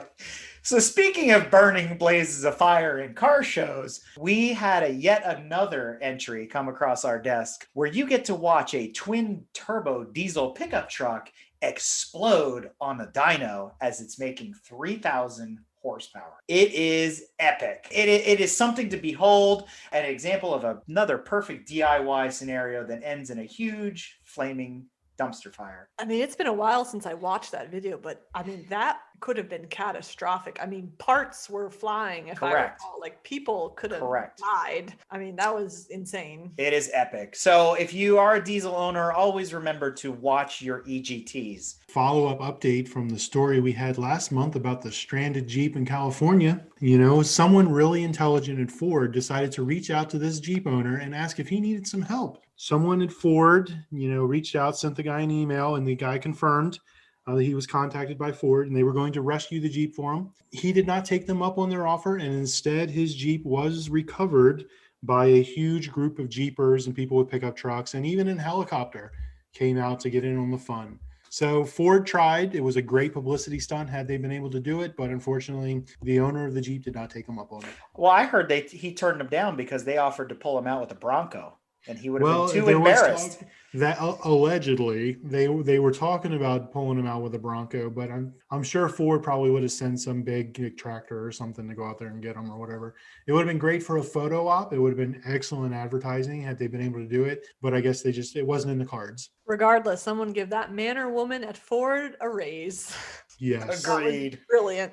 Was it good? Hey, but was it going to be the Sasquatch edition? That's what I want to know. So last month we talked about our crazy northern neighbor who thought it was all right to, recline the seat in your Tesla, stick that sucker in autopilot and just cruise on down the road. Well, there was the headline about watching a clip of a Tesla Model 3 failing an automatic emergency brake test that is hilarious. And so it caught my attention, of course, from our friends at Jalopnik. And so I clicked into it, and it's a little bit of clickbait, if you will, because the whole self-driving automatic braking is not a Tesla unique thing. It's across a lot of different manufacturers are trying to roll out this technology. Tesla really likes to beat their drum on it and claim a little bit falsely about how autonomous their quote self-driving is, when the fact of the matter is nobody has 100% autonomous self-driving vehicles right now. The technology is not robust enough yet.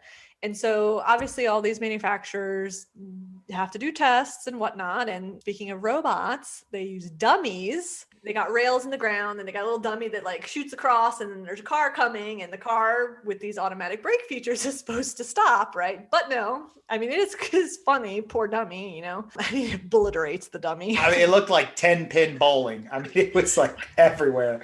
I mean, and not to beat on Tesla, because there was another clip or screenshot of a Honda and it obliterated the dummy as well. So, I mean, it's not a Tesla only problem. It's a technology ready problem. However, if I had been in the car in that same situation, I would have stopped way earlier than what the automatic braking system did. because I have eyes and a brain, or, I don't know, maybe they're just programmed with a smaller tolerance. I personally wouldn't stop within inches of a human being, especially if I can see them. Like, I would have already been slowing down and stopped. If you're paying attention while driving, and that's what you should be doing, there's no reason to panic stop when you see a pedestrian crossing in front of you. So I've got a philosophical question for you. What do you think is an easier problem to solve? Teaching these cars to stop for these obstructions using the LiDAR and the radar and whatever, or teaching these morons not to walk out into the street in front of a moving car? Which one do you think is easier? That is a very difficult question. I mean, it goes back to the whole joke about astronauts in space and writing instruments, right? We spent $1 gajillion to design a pen that worked in zero gravity, and the Russians took pencils, right? It's the same simplicity principle. So yeah, I agree. We need to spend more time teaching people A, how to drive better, and B, to be more aware and get off of their phones and whatever as they're walking around. And kids are kids, right? Kids are hard. Being a parent, they're rambunctious. They are not aware. They think they're alone in their own little world, in their own little bubble. So you have to be extra vigilant and extra careful. But as adults, you don't know to look both ways. I don't know. There's a lot to be said there, Then right? you shouldn't be driving. You should be walking, you mean? Yeah. But speaking of people that don't look ahead while they're driving. In Kentucky man or woman, we don't really know, decides to try and run over a 9-foot tall snowman during a recent snowstorm. And what do you think happened? Who won, Frosty or the driver? I'm going to tell you Frosty won because Frosty had a secret weapon. He had wood. He was built over a tree stump in the middle of this guy's yard. And I don't know what happened. They never caught the person affected by the instant karma. But apparently this guy did not like this snowman and decided to try to take it out with his pick 'em up truck, and he lost. Dang. So, did he leave the truck there? Damage the truck? Do we know? No, the owner of the property built the snowman in the morning, I guess, or the night before, and then went back after work, the next night. And the tree trunk was exposed. Frosty was still standing there, and there were truck marks or tire marks leading up to Frosty. Wow. So we would be remiss, again, not having Florida Man to comment on. Oh boy. And of course, a headline like Florida Man makes scooter with mop bucket and leaf blower.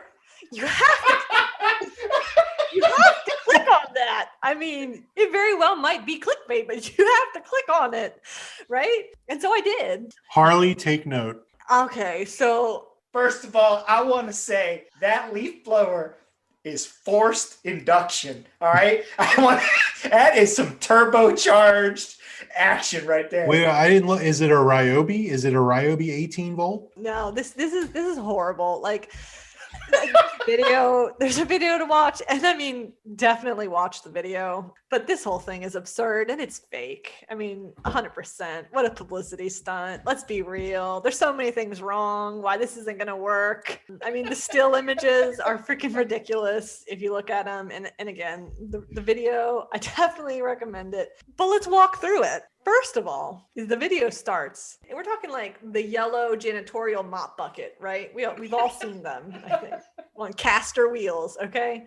The video starts, the man takes his mop bucket and he dumps the water out from it. Then suddenly, though, the mop bucket, the caster wheels are gone and it's sitting on a skateboard. Okay. Next. The magic of Hollywood. But it gets better because next he's holding the leaf blower, which appears turbocharger, which appears to me to be a plug-in electric type blower. Okay, wasn't gas powered, it wasn't battery, was no Ryobi. Okay, he pull starts it, and you have sound effects as if there's a gas engine running.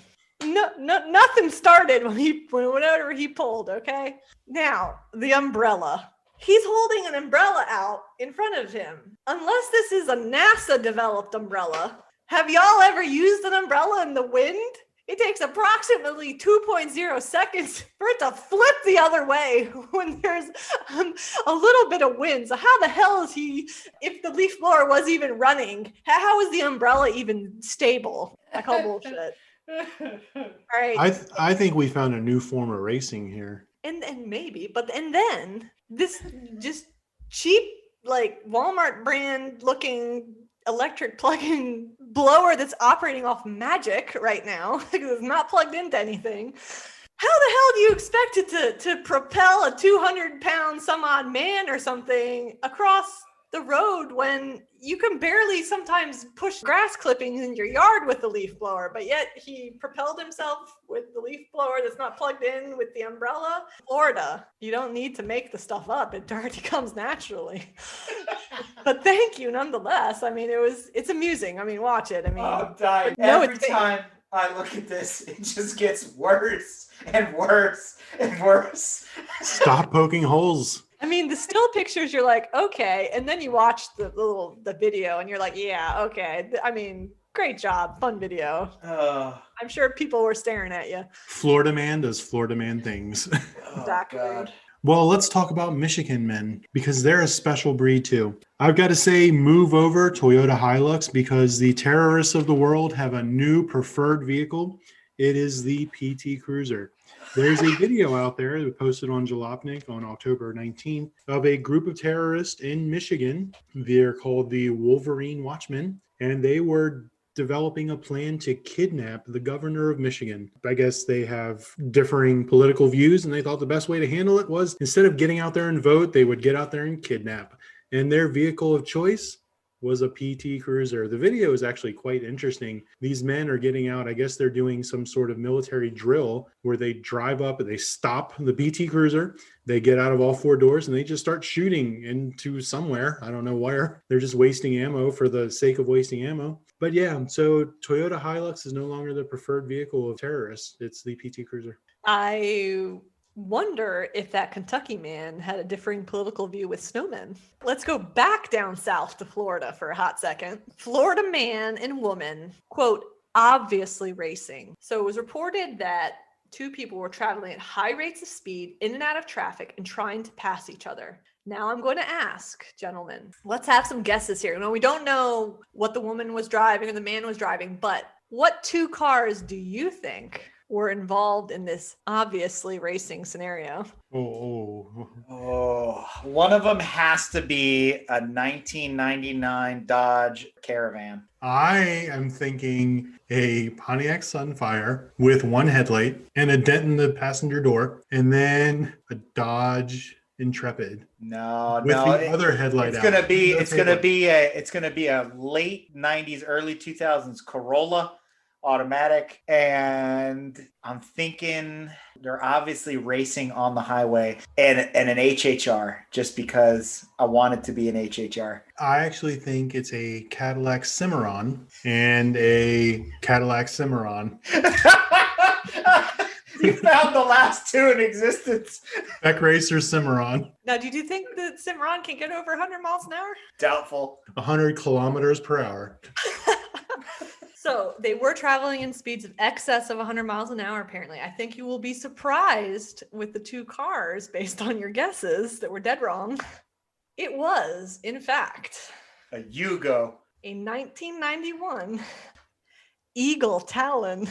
What? At 108 miles an hour, and a 2013 Subaru Impreza at 117 miles an hour. You know what? Mad props to the Eagle Talon. That's all I'm going to say. For still running. Right?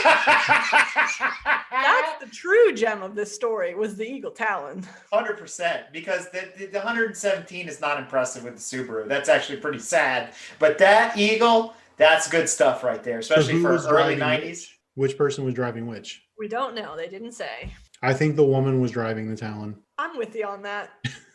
I don't know why, but I am. Oh, so we'll round out the last two with a little bit lighter, less serious and fun thing. So I learned very recently that apparently Shaq, Mr. Shaquille O'Neal, is going to be executive producer and star in an animated comedy for kids called Shaq's Garage. So I really didn't know that. Apparently, Shaq must be a bit of a car enthusiast, so interesting to him. The show follows the secret adventures of the NBA Legends collection of animated cars and trucks, all of which have unique abilities from super spying to language to music. The lead vehicle is named Big Diesel and will be voiced by Shaq. Through comedy and adventure, the show will showcase strong and diverse characters as positive role models with purposeful storytelling. This is going to be a special show that touches every button: music, adventure, humor, and positive, prideful messaging for kids. That's kind of nice. And from the animation, it actually looks very much like Cars, the cartoon movie. So, I mean, it's nice to see something that's fun and positive messaging in the world, especially for little kids. I hope he's successful with that endeavor. So to Shaq's credit, I actually wrote about him in an article right after season 2 of Car Masters came out, the Rust to Riches series. And they talked about a kit car known as the Vader, which is built on a G35 Infiniti. Shaq happens to own one of those. So, and I actually have a picture of him in his Vader in that article. So I think he is a bit of a car guy. Obviously, that's a specialty car. It's obviously a kit car, but I would be very curious to know what else is in Shaq's garage. So kind of cool to know that he is a bit of a petrolhead. Did they say where this show is going to be, I guess, broadcast? Cartoon Channel. Cartoon with a K. I mean, I'd check it out. It sounds fun to me. But let's talk about real fun, because we are getting dangerously close to Halloween. Yes, we are. We are, at time of this recording, fast approaching the witching hour, otherwise known as Halloween. And 2020 has been quite the year so far, and unfortunately, I think threatens typical Halloween trick-or-treating and other activities all across the country. If you recall, a few months ago, we reported on a drive-through Halloween experience that was coming to Florida. Oh, yeah. And folks, it is here, and it's still running through November 7th. So if you find yourself in or are from the Orlando area, go check this out. It seems like it's probably going to be a pretty cool thing. Just want to give a shout out to what seems like a really cool idea. I wish I could go on something like this. I love haunted houses and Halloween and all that. It looks pretty cool. That's it. I will say, looking back, we did make fun of it a little bit, but putting on our COVID goggles, this drive-through trick-or-treat Halloween experience makes a lot of sense. And I will say, tune in to our November drive-through for Florida Man Runs Over Vampire and Werewolf. I was curious, and I did go on their website, thehauntedroad.com, and they list kind of out all their safety features and this, that, and the other. And so basically, I think they've thought of that. So they said that as you're driving the car through this attraction, nobody is going to be interacting with you. So it's kind of like a point A to B to C to D kind of thing. And then you kind of drive up to the scene or the scenario or whatever. And then that's where the interaction happens in your car to put your car in park and this, that, and the other. And then while you're moving from one checkpoint or scene to the next, the speed limit is 5 miles an hour and all this stuff. And all the performers are wearing masks and complying with COVID recommendations. And same thing, if you're in your car and your windows are up, you're fine. If you have your windows down, they ask that you do also please wear masks, et cetera, et cetera. So apparently there's also a super scary experience for like certain age group or whatever that costs like way extra. So I'm not sure what you're getting out of that, but it's like it's called carjacking. That's what I know. It's like an extra $80 or something to go on like the ultimate experience or something. I'm like, whoa. It's to pay the tow truck driver so you can get it at a Hawk later. Yeah, I don't know. I want to throw out a challenge to any of our listeners who may be in that area who decide to go to this. Please put a GoPro on the top of your car. We would love to see footage from it. 100%. Well, folks, it's time to wrap things up with our final segment, the secret sauce. We rally together our GTM specific news. So to recap the month of podcast episodes, if you only tune in for the drive-through, I think we set off the month pretty strong. We had our special guest, Mark Francis, on Break Fix to talk about safety as a system. And he represents one of the largest motorsport safety distributors in the United States. That's OG Racing. And good news there. There's a lot of really awesome closeout deals right now especially on 2015 helmets and other goodies. So if you're looking to save a buck, please be sure to check out www.ogracing.com. In addition to that, we played a round of Name That Engine or Name That Tune. We did a little lighter episode, a game show episode, where we pitted our resident Viking, Brad, our co-host here tonight, against Mountain Man Dan in a Name That Tune like game show where we played sound clips and had them guess for points, what the vehicle was and what engine it was. They did have some lifelines. It was a very entertaining episode. So if you missed that, be sure to check it out. After that, we had a sit down with Garrett Walls from Chaz's Used Auto Parts. We talked a little bit about the history of Chaz's, but we got deep and dirty in the world of dirt track racing. So if you're into that, please be sure to check that out. In addition, we had a special bonus episode, which was a weekend recap episode that Brad and I did with John Richter regarding the fall finale at Virginia International Raceway. And by the time you guys hear this episode, there will be a special pit stop episode, which is a sub-series within Break Fix, where we do some off-the-cuff interviews with folks, specifically for John, as he is transferring from the DMV down to Texas to join Tanya in the Southern States region. And we do a special recap episode with him about his time here in the DMV. And that'll be available on October 30th through Patreon, and we will re-air on our normal stream sometime in January of 21. In addition to that, wrapping up the month of October, we had Dr. Anthony DeCesaro and Race Liberante from Race Factory USA on the show to talk about how they're changing the world of karting. So 5 really strong episodes there for you guys to check out. And obviously that bonus pit stop episode with John Richter. And we have more really cool things coming for the month of November. So stay tuned for updates every Tuesday on our regular stream. In addition to that, I think we're happy to announce some new partnerships. Who have we got on board now, Brad? We have the IMRRC, or the International Motor Racing Research Center, and Garage Riot, who we hope to have on the show soon. In addition to that, one of our members, Jordan Furman, is putting together his capstone project. He is a soon-to-be filmmaker director, and it's a comedy based upon a car that is near and dear to Tanya and I, an 83 Audi Coupe. It's supposed to be set in the 90s. It's a period comedy, and it's about an unlikely friendship, a replacement battery, and sketchy street vendors.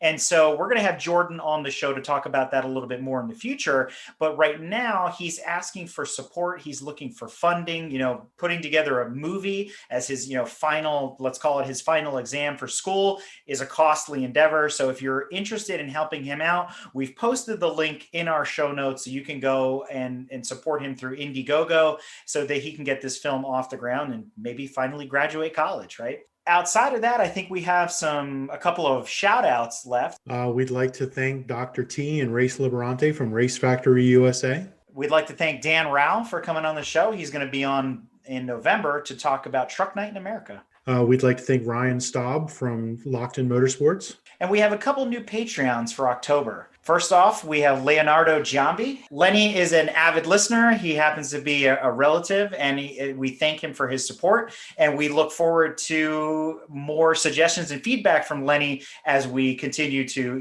build out the show. In addition to that, we'd like to thank Andrew Bank for also signing up to be a Patreon and holding on to that 302 Boss Mustang for me. For an extra week. And of course, we would love to thank our co-host and the person who keeps the drive-through going, Tanya. Thank you. And I have a shout out or two. There's a certain host who I believe has a birthday this week. So happy him.